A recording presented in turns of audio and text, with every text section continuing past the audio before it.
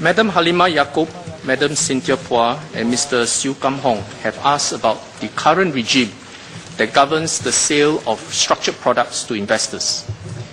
Mr. Speaker, sir, the regulator, the financial institution, as well as the individual investor all have a part to play in this regime.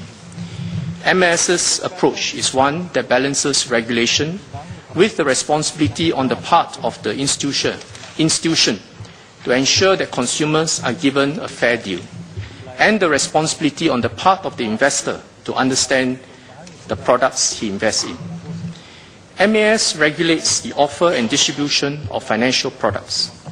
Our approach is to require financial institutions and issuers to properly disclose the risks of investment products to investors. MAS has put in place the necessary infrastructure to support this approach. There are two key pieces of legislation: the Securities and Futures Act and the Financial Advisors Act.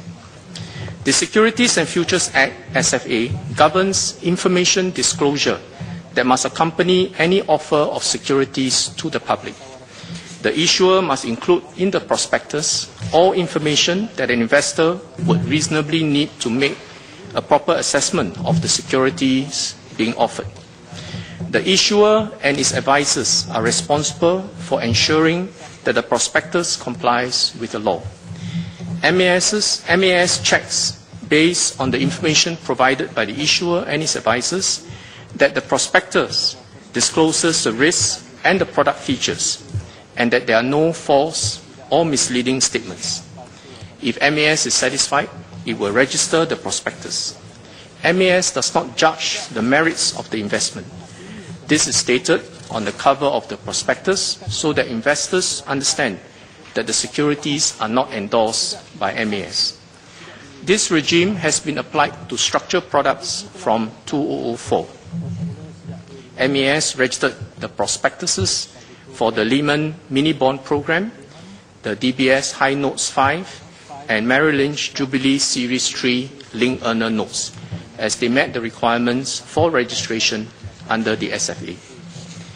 The Financial Advisors Act regulates the sales and the advisory process for financial products and sets out the steps to be followed when giving advice on investment products.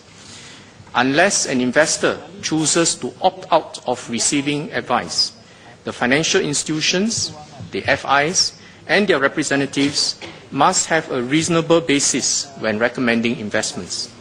In doing so, FIs must consider the investment objectives, financial situation, and the needs of the investor. In other words, the FI and the financial advisor has to do a risk profiling of the investor. MAS also expects the board and senior management of the financial institutions to be responsible for ensuring that FIs deliver fair dealing outcomes to consumers, particularly with the needs of retail consumers in mind. MAS has published a set of good practices which FIs are encouraged to follow. For example, customers who are illiterate or not fluent in English should be accompanied by someone who is able to explain what is being presented by the representative. The representative's supervisor should also be present during the sales presentation. FIs are also encouraged to have supervisors review the recommendations made by representatives. Investors must also play their part and take responsibility for their own investment decisions. MAS launched the Money Sense National Financial Education System in 2003 to enhance the financial literacy of consumers. Money Sense aims to empower investors to make informed decisions. As investors, we must understand the products we intend to invest in and ask as many questions as needed. If we still do not understand the product or its risk sufficiently, then we should not invest. Another sound principle is to diversify our investments and not put all our eggs in one basket. The current regime is intended to achieve an appropriate balance and to avoid over-regulation or under-regulation. It recognizes that investors have different needs and risk appetites and that a one-size-fits-all rule is not desirable. As a practical matter, there are limits to which a regulator can determine the suitability of each individual class of products for particular types of investors. MAS's approach allows a wider range of investment options for Singaporeans to cater to their diverse needs. Our regulatory framework is in line with those in other major jurisdictions, and we believe it is fundamentally sound. Madam Phua and Ms. Lee asked about the extent to which Singaporeans have been affected by the Lehman-related products. MAS has released data on the profile of these investors. The total issue size of the Lehman mini-bond program was $508 million, of which $375 million was sold to about 8,000 retail investors through 9 distributors. For the Merrill Lynch Jubilee Series 3 Link Earner Notes, 23 million of the total of 28 million notes issued were sold to about 350 investors through 6 stockbroking firms. Over 80% of the Lehman mini-bond program and the Merrill Lynch Jubilee Series 3 Link Earner note holders invested up to $50,000, with 28% having bought $10,000 or less. In the case of DBS High Notes 5, over 1,400 investors bought $103 million worth of notes. More than half of them invested $50,000 or less. It is clear that a good number of Singaporeans are affected by the current situation, and the amounts involved are not insignificant. We fully understand that affected investors are very anxious. What MAS did from the start was to ensure that the financial institutions and the trustee communicate clearly with investors and provide timely updates. MAS has been in close touch with the financial institutions and the trustee.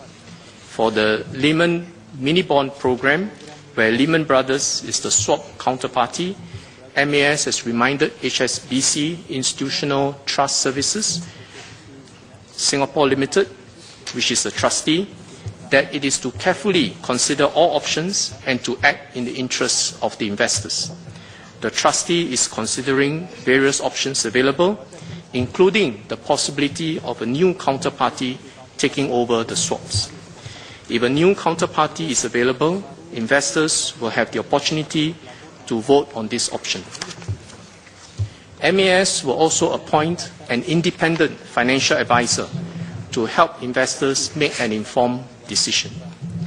For DBS High Notes 5, DBS has appointed KPMG as an independent party to ensure a fair and transparent valuation process for determining the final redemption value. For some of these products, investors may be able to realize some residual value. There are others, such as the Merrill Lynch Jubilee Series 3 Link Earner Notes, where investors will not recover any value at all. Affected investors should also bear in mind that the determination of the final payout under some structured notes could take some time due to the need to dispose of the underlying securities, which under current market conditions where liquidity is rather low.